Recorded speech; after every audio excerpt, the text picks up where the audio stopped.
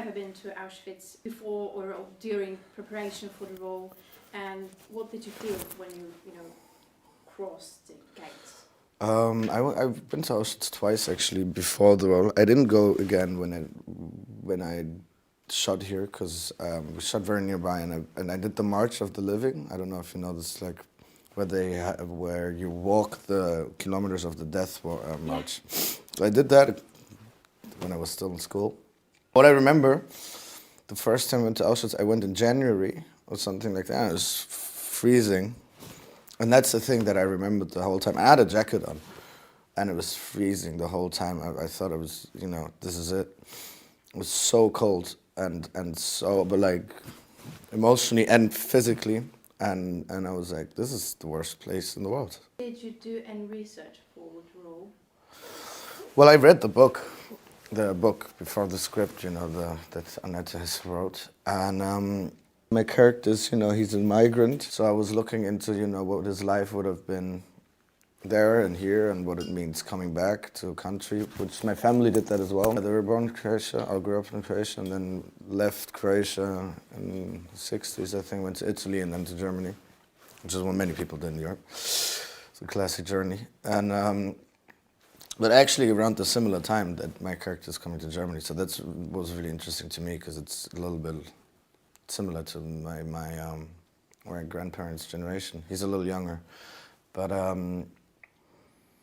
so I know how weird it is and how weird they felt coming back. They're Jews, how strange it is to be back in Germany, in that country that destroyed your life. I think many people feel like the way Polish people, half of Europe, and so I had that feeling all the time, this anger and the discomfort of being in this country and the ignorance you feel that the people have, because you feel all the time that it's insane that these people are smiling. So he's really angry all the time, and I can relate to that. For me, the character you play in the series is the voice of a generation that did not experience the war directly, but has to face its consequences. Did this character change you in any way? And was it difficult to get rid of the character? Actually, funnily enough, I know a guy who has the same name as my character. And this is insane, right? And he's from Frankfurt. Weird. But I think for me it was easy to get out of it, actually. It's not the first film I make about this, and it's a topic that's so omnipresent in my upbringing that, I can switch in and switch out. But I didn't realize how much, it cost me emotionally and physically. I couldn't do anything for a month after that. I was like just walking my dog and because it was just really exhausting to shoot, in the courtroom and people crying all the time, all these ignorant Nazis sleeping.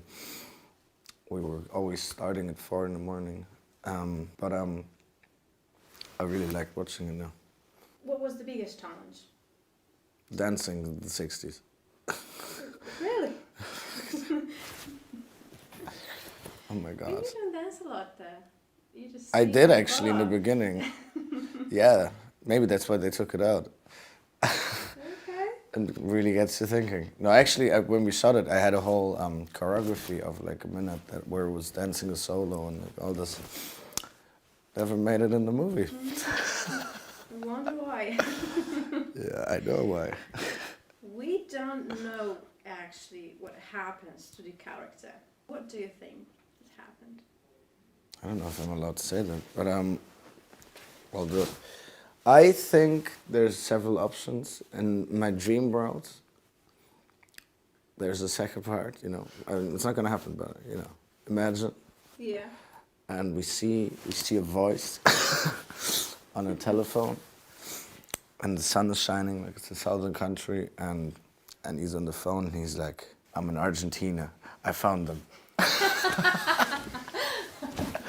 Well, that would be a great closure. Yeah, and he becomes like a Nazi hunter, and he goes there. The need to He's never gonna be fine otherwise. So he's like, where are all the Nazis? Okay. They're in Argentina and Chile and Brazil. But I would watch it.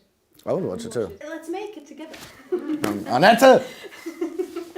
What do you want people to remember after watching the series? That it took an extreme effort for people there in the 60s that they to bring this to justice, and that it's extremely important to dig for truth and for justice, because we can all agree that obviously what they've done is insane and can never be repaired. You know, our whole continent is still trying to heal from this, and it's been 70 years. There's a hopeful message in this that, you know, we shouldn't be like them. If we listen to each other and be nice to each other and we don't do these things to each other, then pacifist and good living is possible between different people, and I think that's something we need more than ever now.